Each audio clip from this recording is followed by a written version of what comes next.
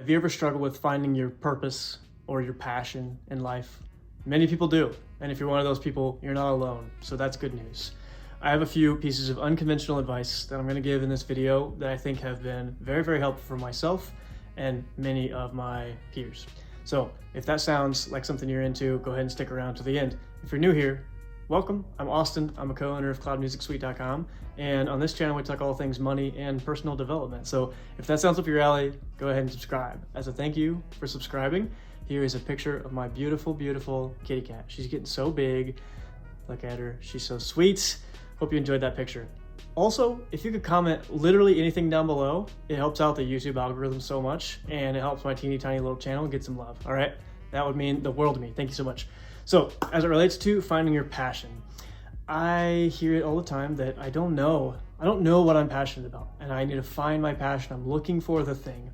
The thing is what you're very, very excited to do. That is the truth, okay? Whenever there's something that lights you up and you can talk about it for hours and you could talk to a stranger about it and tell them things that you love about it, that's the thing you're passionate about. So that's number one. Like, just talk to more people about things that you do. Notice, observe from a kind of like a third person perspective almost, what type of things do I typically end up bringing up? What type of things do I like to talk about? What types of things do I like to tell people that I'm doing? Those are the things that excite me a lot. Those are probably close to my passions. If we want to pare it down and niche down and really, really figure it out and get to the core, here's my biggest piece of unconventional advice that I have for anyone looking to find their passion. Here it is. Put way too much on your plate. Way too much. Like, be overbooked. And then add another thing. And like, there's no chance you could add another thing to your plate and then you add one more thing to your plate. You get what I'm saying? Like, you're so booked. Every minute of your day is dedicated to something. What's this gonna do for you? Is it gonna stress you out? Oh, 100%. 100%. Is it gonna make you anxious if you're an anxious person? 100%. Is it gonna make you depressed if that's your typical tendency? 100%. But this is just a short-term thing, okay? And this can go in seasons or cycles. This does not have to be all 12 months of the year. This can be for seasons or cycles, all right? But you should have a season relatively regularly where you have way too much on your plate. What this does for you is you have so much to do in a single day, you have to decide what it is that I'm gonna do first. What am I the most excited about? What do I have the least friction to do? What do I have the least resistance towards starting? And then on the other side of the coin, what do I have the most resistance towards starting? What am I least excited to do? Those are the things that you probably shouldn't do. You don't need to foster that side of yourself. You don't need to foster those activities that you really, really, really detest. Okay? What we need to do is we need to flip it and say, what do I love to do? What's really easy for me to start? What's the first thing I want to do? If I have a huge long to-do list, which one am I going to do first? That thing probably relates to what you're extremely, extremely passionate about.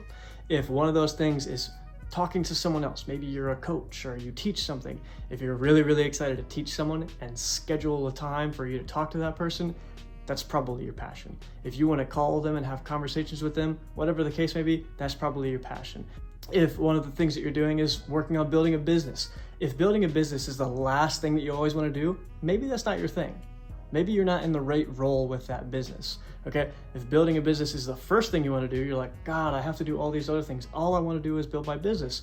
Maybe building a business is the right thing for you. So put way too much on your plate, get an extra side hustle, explore different things, take a class, take an online class, take an in-person class, do way too much, all right? When you do way too much, man, you're gonna learn a lot about yourself. You're gonna learn a lot about your passions, and you're gonna learn a lot of very valuable skills that are time management related, activity management related, and you're gonna have to learn how to deal with a lot of stress. Yes, this is self-imposed stress a lot of times whenever we go through these seasons and cycles, but regardless, learning how to deal with stress is valuable no matter what stage of life you're in. So learning how to deal with stress is another benefit I get from this. So that would be my unconventional piece of advice. Go toward the things that you really, really, really want to do. I know this sounds simple, but the way to find out what do I really, really, really want to do is to put way too much on your plate. If you're a younger person, you're in high school or college, maybe you're in music activity and you're doing sports at the same time, and you're trying to play video games with your friends once or twice a week, and you're trying to go to school, and you're trying to work a job. That's 5 things, right? You're wearing 5 different hats. You're wearing the student hat, you're wearing the employee hat, you're wearing the friend hat, you're wearing the music student hat, and you're wearing the athlete hat. Which one of those 5 things are you most excited to do? That's the one.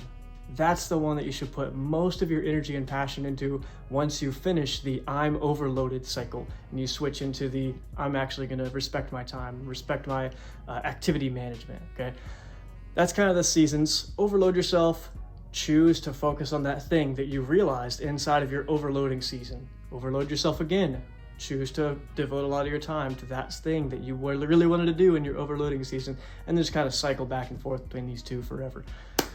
Hope you got a lot of value out of this. That's my unconventional advice for the day, and have an amazing day. Click the subscribe button, comment down below. It means the world to me. Thank you.